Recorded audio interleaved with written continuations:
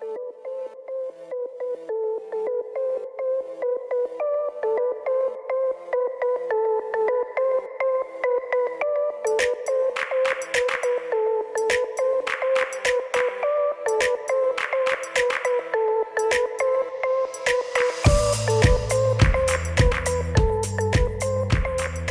イテム番号 SCP-1044-JP オブジェクトクラスセーフ SCP-1044-JP が存在する公園の該当区域には地盤沈下の可能性があるという名目で柵を設置し、一般人の侵入を防ぎます。現在 SCP-1044-JP に関する実験は全て凍結されています。SCP-1044-JP はアメリカ合衆国テキサス州郡に存在する公園内に設置されているベンチです。多くと思われる樹木で作られているように見えますが、正確な材質はその異常な耐破壊性により明らかになっていません。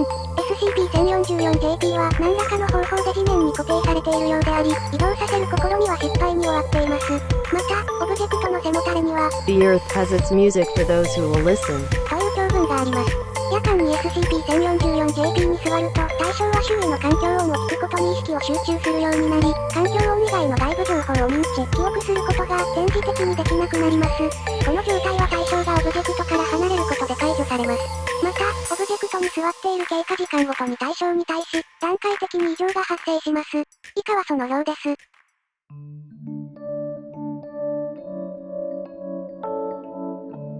特に異常なし。自身の意思で SCP-1044-JP から立ち上がることが可能である。木々のざわめきや虫の声などの環境音を音楽のように美しく優しいものであるように感じた。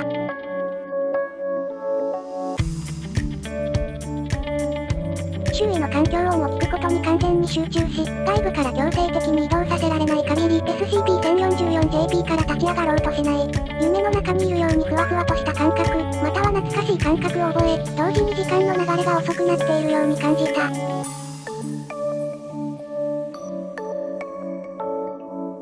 呼吸がだんだんと深くなり、力が抜けている状態となる。自身の体が周囲の環境音に溶け込んでいくような感覚を覚えた。また、そのことを受け入れようとすることに一切の疑念を抱かなかった。この段階から不明な言語による歌のようなものが聞こえてくるが、違和感はなく、とても心地よく感じた。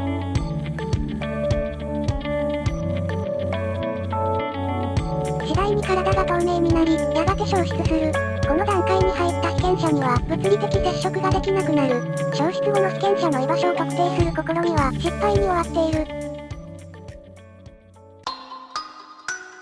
SCP-1044-JP は、公園で発生した、メイの行方不明事件に関して調査を行っていた財団エージェントにより発見されました。該当区域内では、安らかな表情、と形容される人面樹が行方不明の人数と同数発見されており、実験において最終段階に突入した被験者の数だけ増分が見られたことから、SCP-1044-JP に関する実験は凍結されました。人面樹と判断された木々の研究は継続中です。